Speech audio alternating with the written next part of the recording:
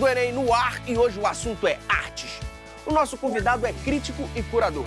Ele explica melhor essas duas funções. Também faz parte do comitê do Prêmio Pipa e sabe tudo sobre arte contemporânea. Felipe Scovino, no próximo bloco, ó. Mas não sai daí, que o foco agora é no Enem. Então chega mais, professor Gustavo Gavião. E aí? Bom ter você aqui de novo, professor. Vamos estar aqui de novo. Professor, algumas pessoas têm dificuldade em entender a arte contemporânea porque acham tudo muito novo e complexo. Mas a gente não pode esquecer que essa arte está completamente ligada ao contexto histórico, tô certo? Sim, sim. O primeiro ponto é a palavra entender.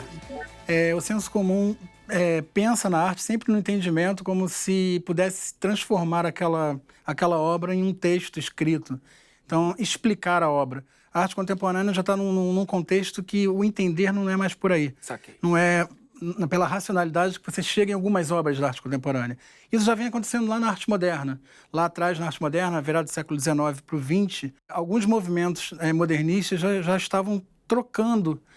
Ao romper com o padrão tradicional de representação da imagem, em que a imagem está ali praticamente explicando o que está acontecendo, a arte moderna já rompe com isso. Quando o Kandinsky, por exemplo, começa a apresentar a arte abstrata, lá na década de 10, ele quer que aquela pintura seja vista como você escuta uma música instrumental. Então já não tem um entendimento. Muitas vertentes da arte contemporânea trabalham com isso.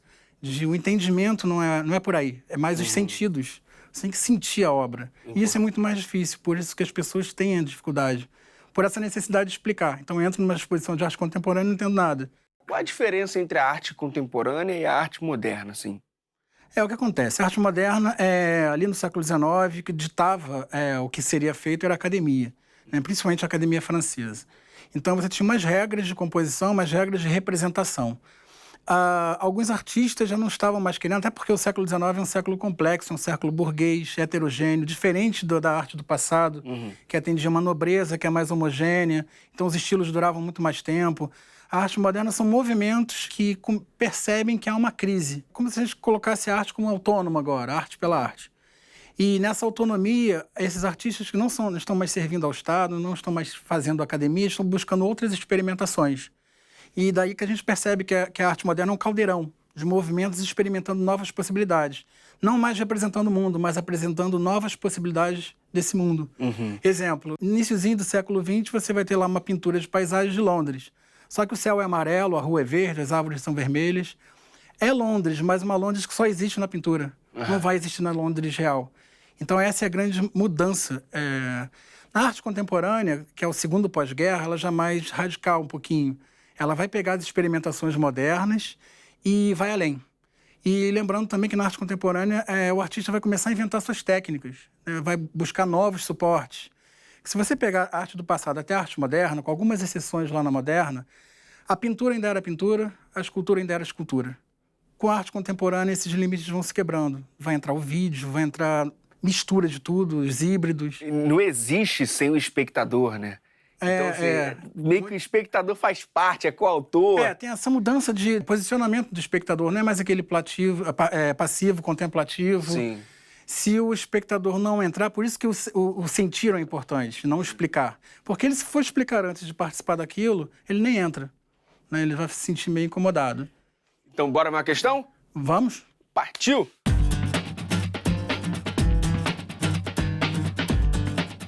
Questão 45 do Enem de 2017, caderno azul, primeira aplicação. Professor, sim, por gentileza. Vamos lá. No verão de 1954, o artista Robert Rauschenberg criou o termo combine para se referir às suas novas obras que possuíam aspectos tanto da pintura quanto da escultura. Em 1958, Cama foi selecionado para ser incluída em uma exposição de jovens artistas americanos e italianos no Festival dos Dois Mundos em Spoleto, na Itália. Os responsáveis pelo festival, entretanto, se recusaram a expor a obra e a removeram para um depósito. Embora o mundo da arte debatesse a inovação de se pendurar uma cama numa parede, Rauschenberg considerava sua obra um dos quadros mais acolhedores que já pintei, mas sempre tive medo de que alguém quisesse se enfiar nela. Entendi. Então, assim, a gente já percebe que o Rauschenberg, ao responder essa crítica, ele já mostra o tom anárquico que ele recupera lá do dadaísmo, que era da arte moderna. Tanto que alguns críticos chamavam ele de brincalhão, e não artista. Só que ele ficou famoso e aí mostrou que a obra dele teve realmente uma grande importância. Professor, na questão temos o texto 1 e o texto 2. O texto 2 explica essa arte que está no texto 1? Sim, vai dar uma noção do que é. Já fala que é uma cama, o título é uma cama, que mistura pintura com escultura. Pois é, e a partir daí o que a gente faz? A gente vai para o comando da questão? Pode ser. Para tentar resolver? Mas é legal resgatar um pouquinho o que são os ready-mades. Boa. O que acontece? A década de 50 vai resgatar muito do que aconteceu no contexto do dadaísmo, e principalmente com um artista chamado Marcel Duchamp. O Marcel Duchamp, ele inventa o termo ready-made, aquilo que já está pronto, que é uma coisa que vai estar muito presente na arte contemporânea, que você se apropria de algo pronto e ressignifica em outro contexto. O Duchamp era bem radical. Ele, quando inventou isso, ele pegou uma roda de bicicleta, cravou num banquinho de sentar e aquilo ali virou a obra. Se você for pensar no modo tradicional de se fazer arte, de meter a mão na massa, você vai perceber que o Duchamp ele só organizou ali.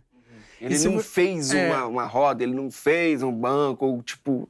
Ele pegou um objeto que já existe, como você disse, e ressignificou. Ele percebe que o artista tem esse poder de escolher alguma coisa, e como ele é o artista, ele que escolhe. Ele vai lá e pega aquele objeto, e agora isso é arte, assina e pronto. Ah, mas você não fez nada. Fiz, eu escolhi. Eu tirei do contexto original e ressignifiquei. Claro que na primeira metade do século XX isso foi um escândalo. Eu acho que a obra mais polêmica dele é o Mictório, que ele chamou de a fonte. Você pega um instrumento, um aparelho de banheiro masculino e coloca a fonte como título. E aí tem uma outra questão que a arte contemporânea vai resgatar do Duchamp. Essa coisa da semântica dos objetos. Cada objeto tem um significado a partir da sua função. Então, quando ele coloca a fonte no urinol, ele está brincando com o próprio sentido do que é o urinol. Né? Claro que ele fez aquilo para provocar, mas acabou virando marco. Na década de 50, Rauschenberg vai ser um que vai resgatar Duchamp, de pegar esses elementos do cotidiano, principalmente o cotidiano que a sociedade do consumo jogou fora, ele pega muita coisa do lixo, e ele vai organizando no trabalho, né, que ele vai chamar de combine, que está escrito ali no texto. Combine vai ser um híbrido entre pintura e escultura. Ele vai pintar, mas vai ter elementos escultóricos. Aqui não dá para ver direito, mas essa cama é uma colcha com um travesseiro em cima que ele pintou. Pois é, professor, essa imagem do texto 1, ela complica, dificulta um pouco? É bom que o aluno que vai fazer o Enem, principalmente nas questões de arte, não é só arte que usa imagem, mas principalmente artes visuais, que dependem da imagem, já vá com conhecimento prévio, pelo menos, dos principais movimentos da arte contemporânea. A arte contemporânea é que mais cai no Enem. Né? Pega a moderna, vê os movimentos, se der, pega alguns nomes emblemáticos, como aqui foi o Rauschenberg. Mas se não fosse ele, já daria para perceber que está trabalhando com ready-made. Então, com esses objetos prontos, ressignificados num outro contexto. Né? Imagina um escândalo que foi botar uma cama na parede toda suja, né? Toda pintada. O Rauschenberg tem uma formação no contexto que o expressionismo abstrato, que era um movimento da época, estava em voga nos Estados Unidos. E lembrando que o contexto do pós-guerra, o núcleo cultural que era França, Paris, vai para Nova York. Então, o expressionismo abstrato vai ser o primeiro movimento americano. Então, os americanos estavam adorando aquilo. Então, era praticamente uma regra ser expressionista. O Rauschenberg vai ao contrário. Ele vai contra a maré. Mas ele brinca com essa ideia de ser expressionista abstrato quando ele joga a tinta nos objetos dele. Agora, vem cá, professor, nessa questão. O que o Enem pede? O que a gente precisa descobrir? Bora dar uma olhadinha? Vamos lá. Vamos lá. A obra de Rauschenberg chocou o público na época em que foi feita e recebeu forte influência de um movimento artístico que se caracterizava pela... Eu vou falar primeiro as erradas para deixar a certa por último. Bom, letra A. Dissolução das tonalidades e dos contornos, revelando uma produção rápida. Não tem a ver com a obra, porque quando a gente fala de contorno, a gente está falando muito mais de desenho. Ele não está desenhando, é uma cama com tinta jogada. A letra C. Repetição exaustiva de elementos visuais, levando à simplificação máxima da composição. Não tem repetição aí. Né? A gente percebe que a parte de cima é toda confusa e a parte de baixo é a continuidade da colcha. Incorporação das transformações tecnológicas, valorizando o dinamismo da vida moderna. Uma cama na parede com tinta não tem nada de tecnológico, então elimina, não tem nada a ver. Geometrização das formas, diluindo os detalhes sem se preocupar com a fidelidade ao real. Pelo contrário, é uma cama. Por isso que chocou tanto. É totalmente fiel ao real. Então sobra a letra B, exploração insólita de elementos do cotidiano, a própria cama, dialogando com os ready-mades. Ele se apropria de algo pronto e usa como ele ressignifica no outro contexto. Eu percebi que realmente tinha que ter um conhecimento prévio, né? Não adianta chegar não dá para perceber. Que ia olhar a imagem, ia interpretar, ia entender, sentir, ler o texto e chegar à resposta. Precisava saber o que são ready-mades. Geralmente as imagens são muito pequenininhas, então se não souber o que é um ready-made, não souber alguma coisa desse contexto, fica mais difícil de tentar enxergar alguma coisa ali. Show de bola. Então, reforçando o gabarito, letra B? Letra B. Exploração insólita de elementos do cotidiano. Dialogando com os ready-mades. Show de bola, show de bola. Professor, chega mais.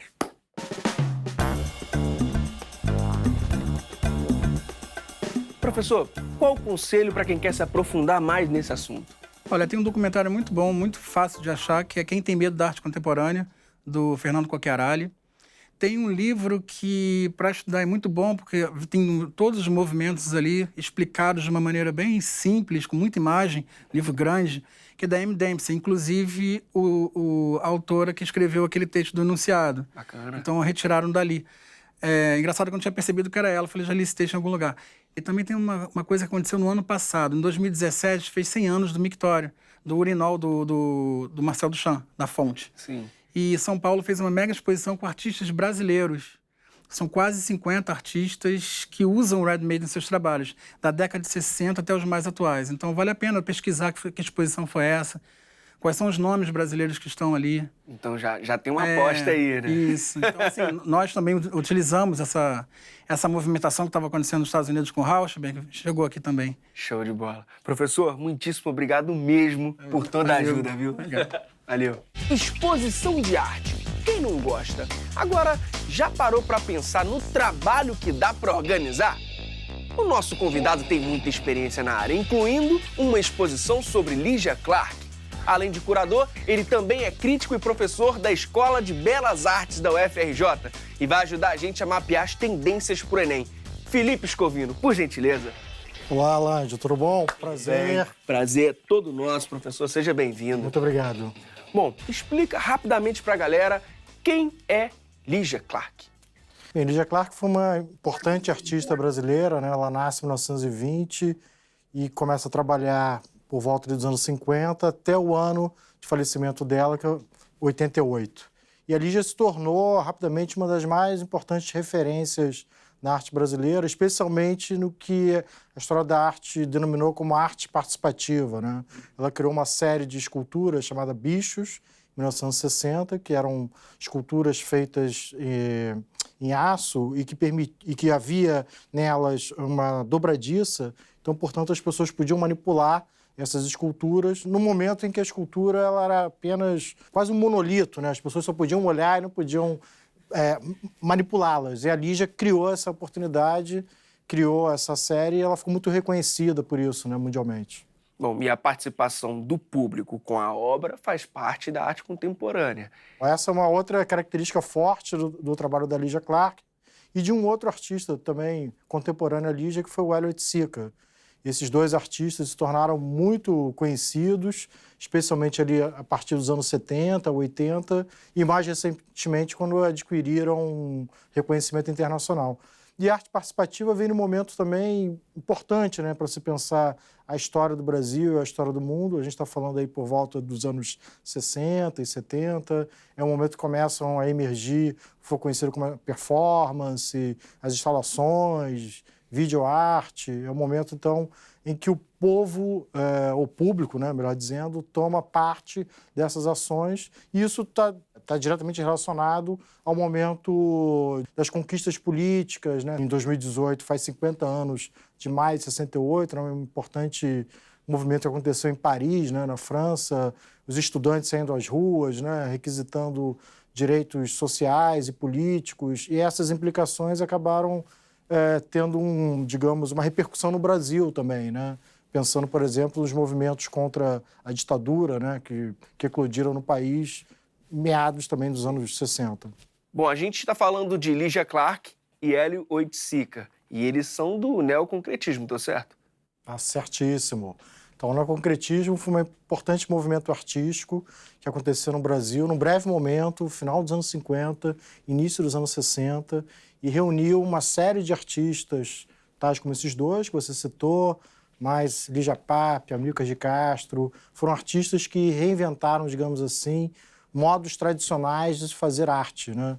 Então, a pintura, a escultura, a gravura e o desenho ganharam um outro modo de produção quando esses artistas se reuniram e criaram esse grupo chamado Neoconcreto, sob a égide de um importante museu que tinha acabado de ser criado ali, com 8, 10 anos de criação, que foi o Museu de Arte Moderna do Rio de Janeiro. Oportunidade também dos artistas, de uma certa maneira, serem absorvidos e refletirem sobre o projeto moderno brasileiro, que envolvia arquitetura, artes visuais, história, né? Então, foi uma célebre reunião de artistas que se tornaram muito importantes assim, ao longo da trajetória da arte brasileira. E tudo isso tem a ver com as vanguardas que a gente estuda no ensino médio? Sim, claro.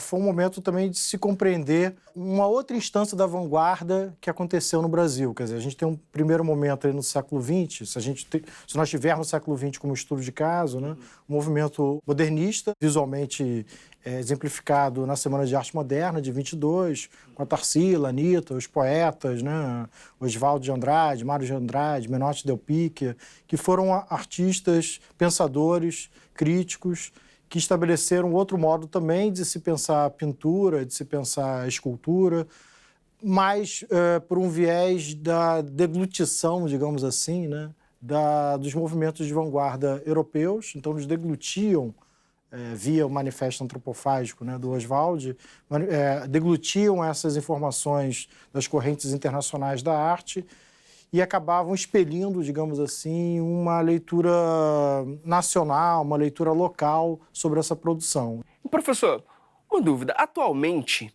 com essa overdose de informação, overdose de arte que a gente vê, né, e a gente presencia, é possível pensar o surgimento de novas vanguardas? Claro, esse surgimento das novas vanguardas acontece de maneira constante, né? Por exemplo, nos anos 60 e 70, novas mídias foram incorporadas ao sistema de produção da arte. Por exemplo, o vídeo, o cinema, a música, as manifestações da literatura, elas acabaram criando uma atmosfera de produção também para as artes visuais. É o momento, por exemplo, se a gente pensar no Brasil, que um grupo de artistas, mulheres brasileiras, tais como a Ana Bela Geiger, Sônia Andrade, Letícia Parente, elas vão formatar um núcleo de videoarte. Vai ser o primeiro núcleo de videoarte do Brasil. E a gente pode entender que essa também era uma linguagem de vanguarda, mais uma vez sendo instalada no nosso país.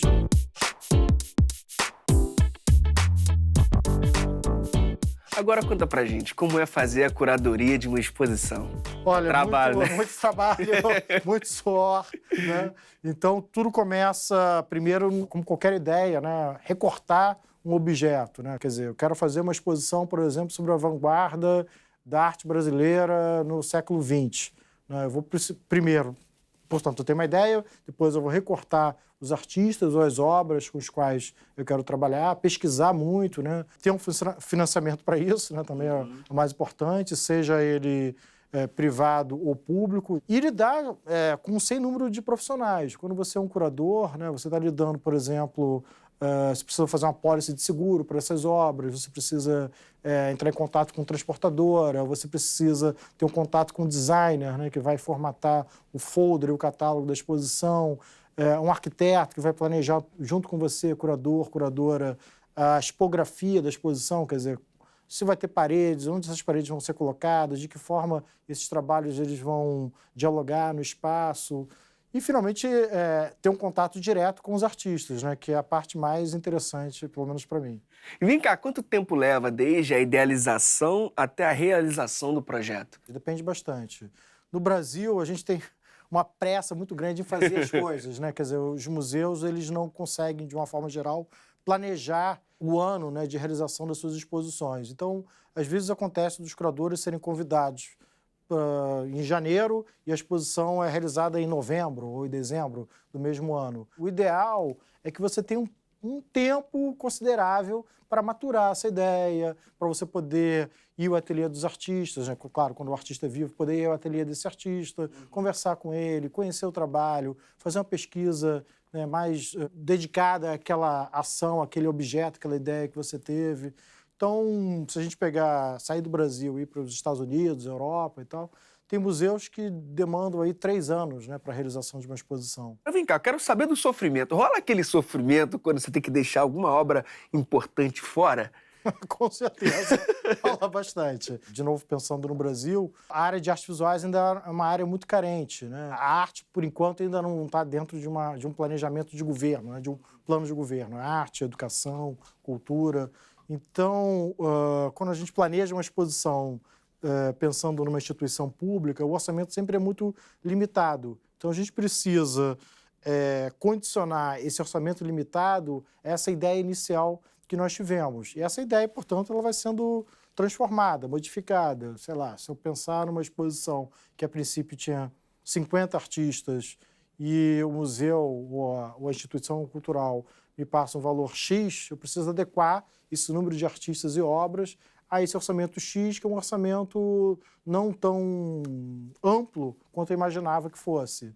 Então, esses cortes eles acontecem sucessivamente. O Elliott Sica tem uma frase, né, que se tornou assim, bastante usual no meio das artes visuais, que ele dizia o seguinte: da diversidade vivemos. Isso nos anos 70. Quer dizer, essa frase, esse conceito, continua valendo até hoje em dia. Agora, pensando na galera que vai fazer o Enem, qual a importância de uma formação em artes para um curador, para um artista ou para um crítico? Para a garotada que quer fazer o curso de História da Arte, claro, eu recomendo, né? Eu venho, enfim, do meio acadêmico. Esse estudante ele vai ter uma formação muito ampla, né? Além de disciplinas voltadas para o estudo da História da Arte, desde a pré-história até a contemporaneidade, ele vai ter acesso a disciplinas envolvendo estudos sobre psicanálise, sociologia, antropologia, economia, literatura, até mesmo ciências, né? Extremamente interdisciplinar, né? Acho que esse está sendo o parâmetro da universidade, né? O fio da meada da universidade para esse exercício, para essa formação do pesquisador, digamos, em artes visuais. Na sua opinião, professor, quais artistas da atualidade a galera que vai fazer o Enem tem que ficar atento? Land, desde Lygia Clark e Elliott Sica, que foram importantes artistas que pensaram essa transição do tempo moderno para o contemporâneo, até artistas que repensaram a ideia do vídeo e do cinema, tais como a Anabela Geiger, Ivens Machado, Letícia Parente, artistas brasileiros que repensaram a ideia da performance, como Márcia X, Leonilson, um importante artista cearense que viveu durante muito tempo em São Paulo e que vem sendo tema de exposições recentes. O Alair Gomes, um importante fotógrafo que, em sua pesquisa, ele lidou com a ideia do homoerotismo, né, no momento ali do final da ditadura no Brasil. Então, portanto, um trabalho que criou um embate, né, com o campo social e cultural brasileiro. Até artistas renomados, né, como Gordon Matta Clark, como Richard Serra. São tantos artistas renomados, fica difícil fazer uma seleção né, mais justa sobre eles. A internet é uma importante plataforma para eles terem acesso a essa pesquisa. Eu recomendo o YouTube, onde você tem acesso a vídeos, performances, instalações, sites como o do Itaú Cultural, a enciclopédia do Itaú Cultural, onde você tem informações detalhadas sobre muitos artistas brasileiros, desde o século XIX até o início desse século. Agora, para fechar, professor, para quem quer saber mais sobre o seu trabalho e sobre a Escola de Belas Artes, onde busca? Informações sobre a Escola de Belas Artes, sobre o curso de História da Arte, estão disponíveis na página da universidade, né? www.ufrj.br. E, além disso, Land, uma vez por ano, a UFRJ abre suas portas para estudantes do ensino médio e do ensino fundamental conhecerem as instalações, poderem trocar com os professores e com os estudantes, né, dos cursos de graduação e pós-graduação. Essas informações elas constam na página da universidade e também as aulas, à medida do possível, elas também estão abertas aos estudantes de um modo geral para que eles possam conhecer as disciplinas e ter contato com os docentes e com os discentes. Show de bola, professor. Obrigadíssimo mesmo. Sucesso aí. E sempre tiver uma novidade, fala com a gente. Tá bom. Beleza? Muito obrigado pelo convite. Até uma próxima.